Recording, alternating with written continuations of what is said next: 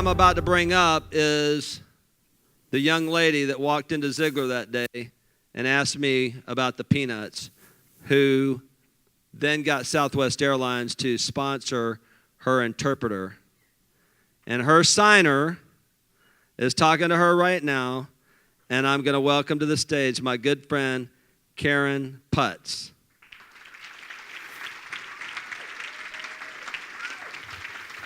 And Karen is going to sign phenomenal for us. Can you sign phenomenal for us? That's how it goes. That's not how it goes. I've seen it before. You going to do it for me? You going to sign phenomenal? It is phenomenal. No, but there's a sign for it. That was a different one you showed me one time. Wonderful. Fantastic. Okay. All right. Karen Putz, ladies and gentlemen. Thank you. Thank you. Thank you, Howard and Tom. It is a real pleasure to be here. It's a real honor. If you told me this 8 years ago when I first met them that I'd be standing up here today, it would be like, no way. So I really thank you guys for the honor. So let's do a hearing test. Can you guys hear me back there? We're good? Because obviously I can't hear myself. So I would start with a bit of my story. I was born with normal hearing, and I can remember being able to hear from the time I was very little. In elementary school, I became very sick, and I started losing more of my hearing. I grew up hard of hearing, but I was really embarrassed and very ashamed of being hard of hearing. My only measurement with other people with normal hearing, and I always fell short. In high school, I discovered something that I was going to be very, very passionate about: barefoot water skiing. Do we have any water skiers here? We have a couple of you. Any of you who are barefoot water skiers? We have one, so he knows what I'm talking about. 40 miles an hour on your bare feet water skiing. And I loved the sport. One Sunday afternoon, I decided to do a trick that I had done one time before successfully. So I told my boat driver to go faster. And I took a very hard fall. I cartwheeled into the water. When I climbed into the boat, I was deaf. Just like that, I went from hard of hearing to deaf. That's what I call a bad day. As you can imagine, it was a very dark time in my life. I really struggled. I spent my entire life being ashamed of being hard of hearing, and now I had to deal with being deaf. It was definitely not a fun time in my life. I was a sophomore in college, and I was struggling day by day. One morning I woke up and I realized that I had a choice. I could continue to struggle, to complain, to poor me, throw the pity party, or I could choose to embrace the journey. That was a pivotal moment in my life. And that's when Zig talks about what you put in your mind comes out in your life. That was my lesson then. I didn't know it. But the moment that I got up and I decided to embrace the journey, everything started to change for me. I met my husband. My husband's also deaf.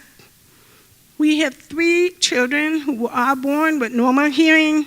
All 3 of them became deaf by the time they were toddlers. So we had to deal with that as well.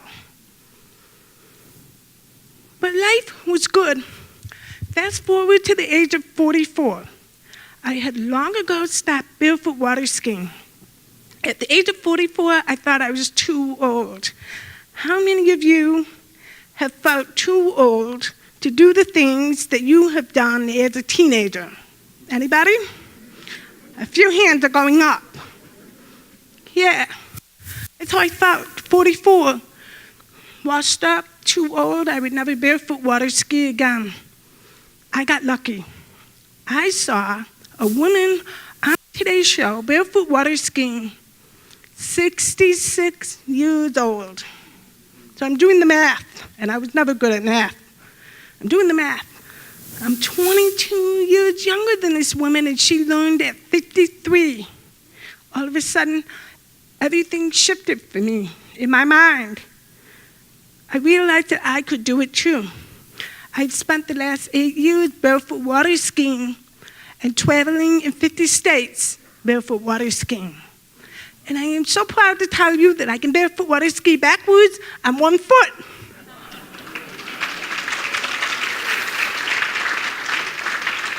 But I share that with you because I never thought I could do it as a teenager. We are so capable of far more than we realize because age truly is a number. That also brings me to the other lesson is having a mentor. I had that 66-year-old woman as my mentor. She's 75 and we barefoot water ski every year together. My other mentor is a 90-year-old man who is still competing today.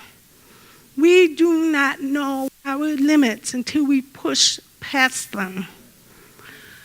So I wanted to share